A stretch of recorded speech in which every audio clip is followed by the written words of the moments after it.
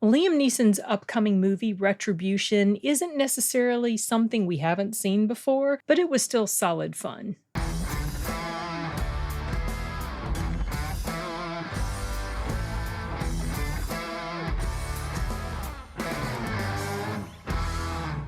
This evening, I went to Regal's Mystery Movie Monday. I never know whether I should call it Monday Movie Mystery or Mystery Movie Monday. Whatever. Regal's advanced screening that they do on Mondays every so often for a film that's coming up in the next week, 2 weeks or so. And tonight's was Retribution. They didn't even show us a screen before the movie started to indicate which film it was going to be. They just went right into it after the trailers. Now, we could tell by the trailers that it was going to be something probably PG-13 or rated R. Well, number one, the trailers. Number two, the showtime. I think if they're going to show something G-rated or for kids, that's when they have a 5 o'clock showtime. And when it's going to be something a little bit more heavy, like more adult-oriented, it's the 7 o'clock showtime. I think I'm figuring this out, even though they still don't tell you the truth about the time, the runtime of the movie. Regal said this movie was going to be an hour and 40-something minutes. It was not. It was probably an hour and 30 at most, because I think the film started at between 7:20, 7:25, and the credits started rolling before 9, maybe like 8:50, 8:55 at the latest. So this is not a long movie. And when the credits started rolling and then finally the title comes up and it's like, oh, yay, and people were clapping because we were happy that it was going to be something exciting like this.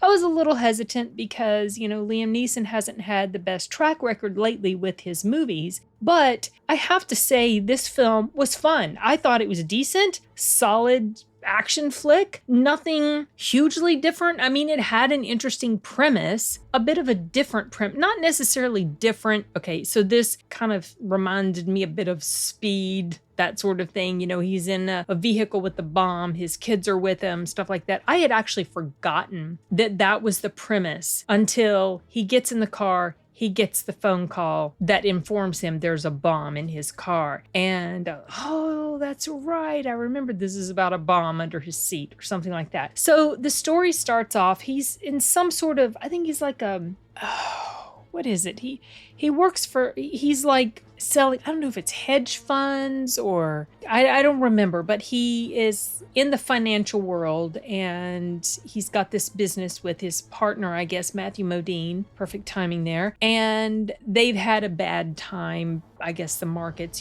things have gone down. And so they've got clients a little bit worried. And he is basically always trying to sell their clients the moon, that sort of thing, as like a financial person. How they try to make you feel comfortable about the investing that you're doing, that sort of thing. And so he's not necessarily a bad or unethical person, but the financial world that they're in is risky. And so there are important they have clients that are getting nervous. There's all this money is involved, millions of dollars lost in like a week or a day or whatever, that sort of thing. The movie starts out with you knowing that about him as a character. Then you delve a little bit more into his family life and you can tell there's some issues between him and his wife, his children. Also, there's some friction there, especially between him and his son. His son's older. He's got a younger daughter. They both they have kind of tuned him out because he's a father/husband who's not always present. Well, because he's trying to make money, to support the family, and the wife doesn't like that he's not always present, that sort of thing. So you've got this sort of conflict there going on between him and his family. Then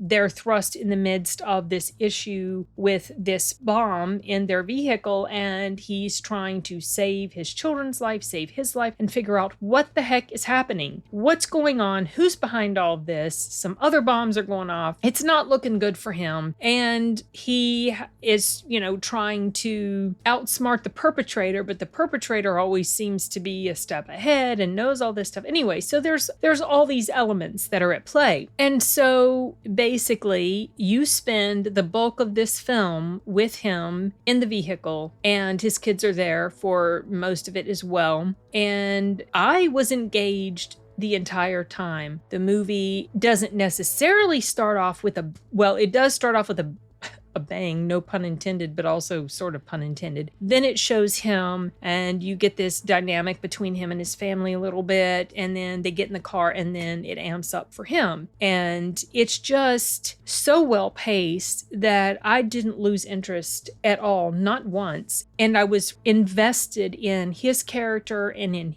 his kids, and really liked how the dynamic between them played out in the beginning. There's all this prickliness going on. He's taking his kids to school and they don't want to listen to him, and he's stressed because stuff is going on with work, and then the kids are in the car, and then this stuff about the bomb happens, and you see throughout the course of this film they go from their issues, their personal issues in their family life, to, in a sense, coming closer together as a family. So I liked how that played out. I thought that was really well done. I also liked as I've already said, the efficiency of the storytelling here. I wonder if there were any cut scenes. If there were, I'm not sure what they would have added to the story, because we were told this quick little story and then it was done. And I was very pleased with how solid this was compared to, like I said, his latest movie. So I saw Marlowe, I think it was earlier this year or late last year. I think it was earlier this year. I wasn't super, I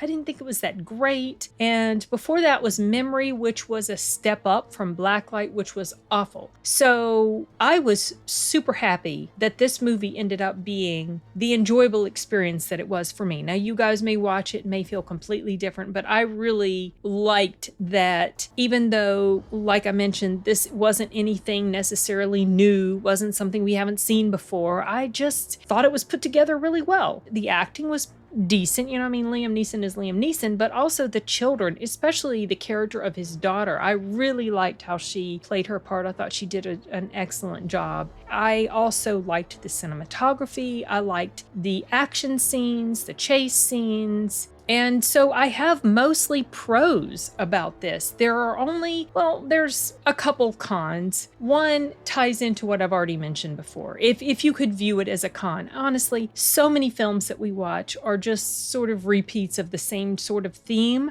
So it's probably unfair to call that a con. The fact that this wasn't anything we haven't seen before doesn't bog this film down. It means it may not necessarily stand out as one of the best films of the year, but it also isn't crappy either. So it's probably unfair to call it a con. The other con that I wrote down was the ending.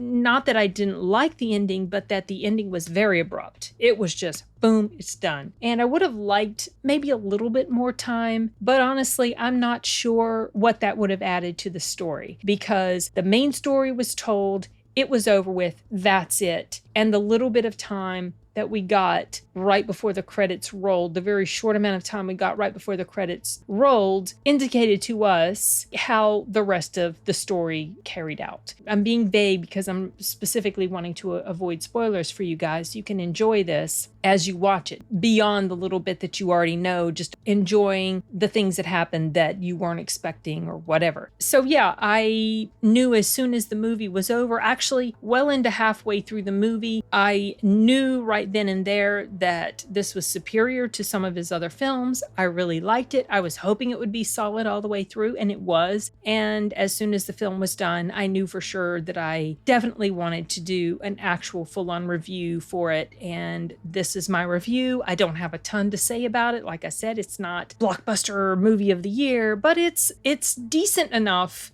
that I wanted to share it with you guys. A glimmer of brightness amidst some of Liam Neeson's stinkers of late. Though, like I said, it's unfair to call Memory a complete stinker, but this movie was better than Memory. If I haven't already said that, I'm saying it now. So yeah, I think that's it. I don't have any more notes. There was one more note, but that might tie in a bit too much into spoilery territory, so I don't want to go there. I haven't really seen the trailer for this, so I don't know how much of the plot they give away in the trailer. But just in case, I'm not going to delve into certain specifics. I'm just going to leave it at this. Okay, you guys, I have nothing else, so I am signing off now. Hasta luego.